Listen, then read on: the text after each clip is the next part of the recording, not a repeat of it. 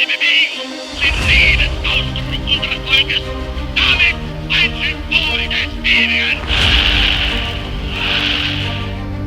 बिस्मिल्लाहिर्रहमानिर्रहीम, अस्सलाम वालेकुम। मेरा नाम अनस सिद्दीकी है। आज आप देख रहे हैं मेरी लेटेस्ट वीडियो। दोस्तों, जैसे हर कंट्री की एक हिस्ट्री होती है, वैसे एक जर्मनी की भी एक बड़ी हिस्ट्री है। दोस्तों, जर्मनी एक मुल्क है यूरोप के बीचों बीच, लेकिन इस मुल्क की शुरुआत यूनिफाइड कंट्री के तौर पर 1871 से हुई। इससे पहले यहाँ पर छोटी छोटी सी रियासतें होती थी जिनका नाम था जर्मन स्टेट्स। इन सबको मिलाकर एक कंट्री बनाई गई। इस मुल्क का पहला लीडर था ओटो वन बिस्मार्क। ये मुल्क जर्मनी बनने के बाद तेजी से ताकतवर बन गया और इंडस्ट्री में आगे निकल गया, और इसने वक्त के साथ साथ अपनी फौज भी मजबूत कर ली। इस मुल्क ने यूरोप के बहुत से मुल्कों को चैलेंज देना शुरू कर दिया, और इन दी एंड फिर आई वर्ल्ड वॉर वन। दोस्तों, अगर आप चाहते हैं कि मैं वर्ल्ड वॉर वन पे वीडियो बनाऊं तो मुझे कमेंट सेक्शन में लाजमी बताएं, मैं उस पर भी एक वीडियो लेकर आऊंगा आपके लिए। आइए चलते हैं अब वीडियो की तरफ। वर्ल्ड वॉर वन 1914 से शुरू हुई। जर्मनी ने ऑस्ट्रिया और हंगरी के साथ मिलकर जंग छेड़ दी, और दूसरी तरफ थी ब्रिटेन, फ्रांस और रशिया। ये जंग बहुत लंबी चली और आखिर में जर्मनी हार गया। इस हार के बाद जर्मनी का बहुत बुरा हाल हो गया। वो ट्रीटी ऑफ वर्साइल्स साइन करने पर मजबूर हो गया। ट्रीटी ऑफ वर्साइल्स ने जर्मनी को बड़ी जिल्लत में डाल दिया। उसकी फौज बहुत छोटी कर दी गई और बहुत सारी जमीनें छीन ली गई, और बहुत बड़े बड़े एलिगेशंस और जुर्माने लगाए गए। जर्मनी के लोग गुस्सा कर गए और देश में बेरोजगारी फैल गई। उस जमाने में जर्मनी में महंगाई इतनी बढ़ गई थी कि जर्मनी के लोग उस वक्त रोटी के लिए तक तड़प रहे थे। इस बेचैनी में एक नया लीडर उभरा जिसका नाम था एडोल्फ हिटलर। हिटलर ने जर्मनी के लोगों को बहुत सी उम्मीदें दी। Und die Bewegung sind Lebensausdruck unseres Volkes und damit ein Symbol des Ewigen. Es lebe die nationalsozialistische Bewegung! Es lebe Deutschland!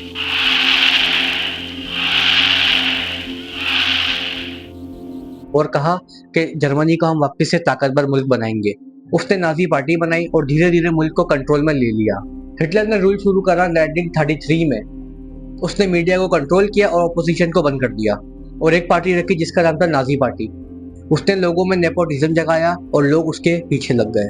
लेकिन हिटलर का एजेंडा सिर्फ डेवलपमेंट का नहीं था, उसने जूइस के खिलाफ नफरत जगाई। उसने कहा जर्मनी की हर प्रॉब्लम के पीछे सिर्फ जूइस हैं, और फिर होलोकॉस्ट का आगाज हुआ। लाखों यहूदियों को कैंप्स में बंद कर दिया गया, उनको मार दिया गया और उन पर जुल्म की इंतहा बढ़ा दी गई। 1940 के आसपास हिटलर ने यूरोप पे हमला कर दिया, फ्रांस को फतह कर लिया और पोलैंड पर कब्जा कर लिया। हिटलर ने नॉर्वे, डेनमार्क और नेदरलैंड्स सब ले लिया।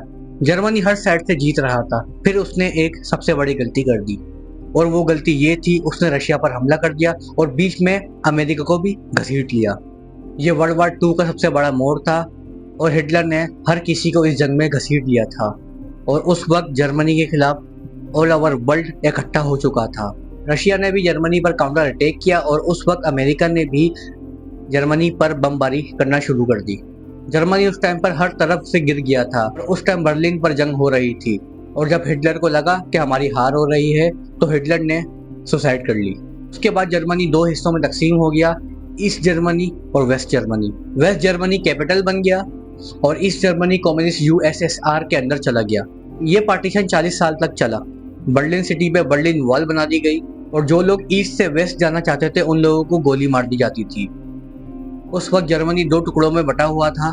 1989 में बर्लिन वॉल तोड़ दी गई और लोगों ने आज़ादी के दिशा में मिलना शुरू कर दिया। 1990 में जर्मनी दोबारा मुल्क बना। इस बार यूनिफिकेशन काफ़ी पीसफुल थी। जब 1990 में ईस्ट और वेस्ट जर्मनी एक हुए तो लोगों के दिल में एक उम्मीद की चिराग नजर आई। बर्लिन वाली दीवार तो टूट चुकी थी, लेकिन लोगों के दिल में दीवार टूटने में टाइम लगा। ईस्ट के लोगों के पास मॉडर्न सिस्टम नहीं था, वेस्ट के लोगों के पास तेजी और तरक्की थी। इन दोनों को करीब लाना किसी चमत्कार से कम नहीं था। सरकार ने नए रिफॉर्म शुरू करे और नए रोजगार लाना शुरू करे। इंडस्ट्री में नए स्टैंडर्ड्स लाए गए और टेक्नोलॉजी को हर घर तक पहुंचाया। लोगों को साथ इकट्ठा कर कर एक बेहतर मुस्तकबिल बनाया। जर्मनी ने पूरी दुनिया को बताया कि हर तबाही के बाद एक बेहतरीन शुरुआत होती है। ऑटोमोबाइल इंडस्ट्री में एक नए रिकॉर्ड बनाए। लोग इस मुल्क के डिसिप्लिन और मुल्क से बहुत मोहब्बत करने लग गए। बच्चे स्कूलों में हॉनेस्टी और पंचुअलिटी सीखने लग गए। ये वो जर्मनी हुआ करता था जब कभी हिटलर ने इस जर्मनी को आग की ढेर में लकीर कर दिया था। लेकिन अब यहाँ पर हर मजहब और कल्चर को रिस्पेक्ट दिया जाता है। आज का जर्मनी टेक्नोलॉजी की फील्ड में भी दुनिया का लीडर बन चुका है। यहाँ रोबोटिक्स से लेके आर्टिफिशियल इंटेलिजेंस तक की चीज़ें कामयाब होती जा रही हैं Aahista Aahista. Engineering universities top में है। बचपन में जर्मनी में साइंस और लॉजिक की चीज़ें पढ़ाई जाती हैं जर्मनी में। हर शहर में रिसर्च लैब्स हैं जहाँ नए आइडियाज़ और रियलिटीज़ में काम होता है। जर्मनी का सोसाइटी में डिसिप्लिन बहुत स्ट्रॉन्ग है और यहाँ पर हर चीज़ पे वक्त की पाबंदी लाजमी है। लॉज को स्ट्रिक्टली फॉलो किया जाता है। गार्बेज रिसाइकलिंग हर शहर में सिस्टम के थ्रू होती है। यहाँ हर एक नया सिटीजन अपना एक रोल समझता है। जर्मनी में हर एक खातून को बराबरी का हक दिया गया है। पॉलिटिक्स, बिजनेस, एजुकेशन में हर वुमेन लीड करती है। एंजेला मार्केल इसका सबसे बड़ा एग्जाम्पल है हमारे लिए, जो एक छोटी सी साइंटिस्ट पूरे यूरोप में एक सबसे बड़ी लीडर बनी। वो जर्मनी को एक नए दौर में लेकर आई। जर्मनी में अब मल्टी कल्चर भी ग्रो कर रहा है। तुर्की, इंडिया, पाकिस्तान और सीरिया जैसे मुल्क से भी लोग यहाँ आए हुए हैं। लोग यहाँ का हिस्सा बन चुके हैं। हर मुल्क का कल्चर यहाँ मिल चुका है। ये डिवर्सिटी जर्मनी की ब्यूटी बन चुकी है।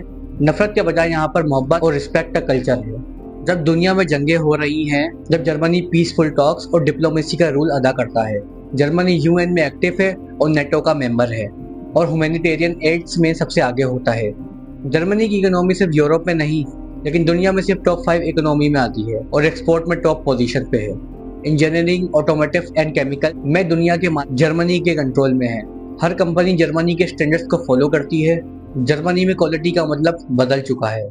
ये मुल्क सिर्फ एक कंट्री नहीं बल्कि एक मिसाल बन चुका है। ये एक स्कूल है दुनिया के लिए जहाँ हर एक बंदा सीखता है कि कैसे बर्बादी के बाद एक बड़ी तरक्की होती है। जर्मनी के सफर ने सिर्फ दुनिया को ये बताया कि हिस्ट्री सिर्फ लिखी नहीं जाती बल्कि हिस्ट्री को बेहतर बनाया भी जा सकता है। जर्मनी ने अपने कल को पहचाना और अपने आज को संभाला और अपने कल को रोशन बनाया। तो दोस्तों, ये थी जर्मनी के ऊपर कहानी।